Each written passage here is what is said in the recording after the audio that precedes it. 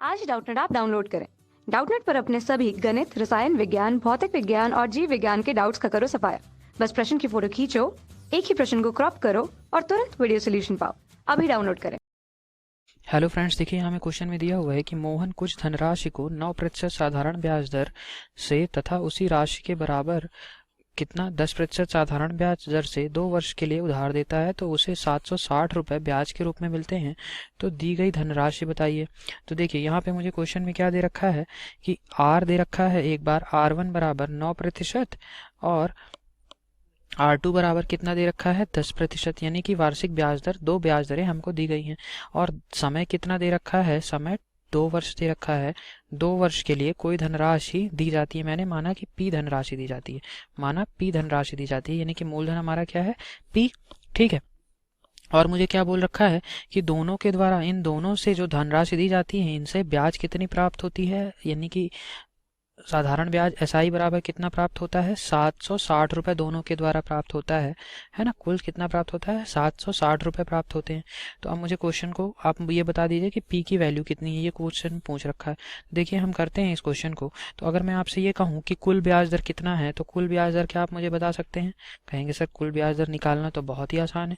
कुल ब्याज दर क्या आ जाएगा, दर हमें दे रखी है, वर्ष दे रखे हैं, तो हम निकाल सकते हैं। तो कुल ब्याज दर क्या आ जाएगा, पहला 9 गुणे 2, यानी कि 9% था, और 2 वर्ष के लिए तो कितना आ जाएगा 9 गुणे 2 प्लस 10% गुणे 2, यानी कि 10 दूनी 20। तो ये कितना आ गया बताइए, 9 दूनी 18 और 18 और 20 38, यानी कि 38% आ गया कुल ब्याज दर।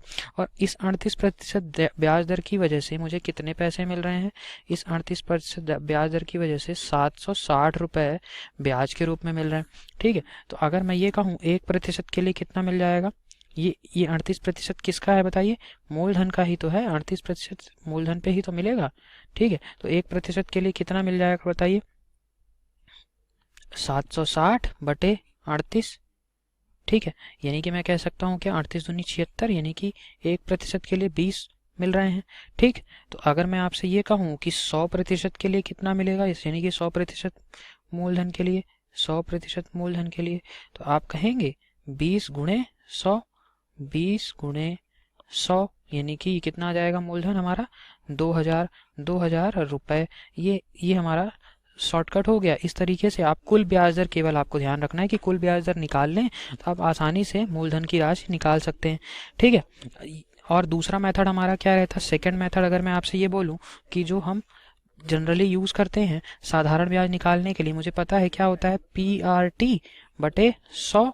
ठीक है, इससे हम निकाल सकते थे। तो हम यहाँ पे क्या करते, हमें पता है कि दो कंडीशन दे रखी है, दोनों के लिए प्रिंसिपल क्या है, मूलधन क्या है P है, रेट क्या दिया, मतलब दर क्या दी हुई है, देखिए मुझे पहले के लिए 9% और समय कितना है 2 वर्ष/100, और मुझे क्या दे रखा था दूसरे के लिए, मूलधन हमारा P हो जाएगा, दर हमारा 10 हो जाएगा, 2 वर्ष के लिए हो जाएगा /100, और इनसे ब्याज कितनी मिल रही थी कुल 760 रुपये। इसको आप हल कर लेते, तो इसको आप हल करेंगे तो ये कितना आ जाएगा, P को मैंने ले लिया कॉमन, तो ये कितना आ गया 18/100, और ये कितना आ गया बताइए 20/100। ठीक है, बराबर 760। तो यहाँ से मैं P की वैल्यू निकाल लेता, P की वैल्यू कितनी आ जाती, 760 गुणे 100 बटे कितना आ जाता है ये 38।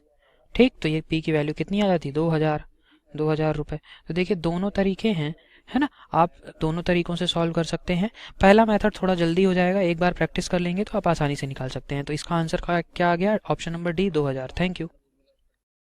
कक्षा 6 से 12वीं से लेकर नीट, IIT, JEE वो एडवांस के लेवल तक 1 करोड़ से ज्यादा छात्रों का भरोसा। आज ही डाउनलोड करें डाउटनेट ऐप या व्हाट्सएप करें अपने सारे डाउट्स 8400 400 400 पर।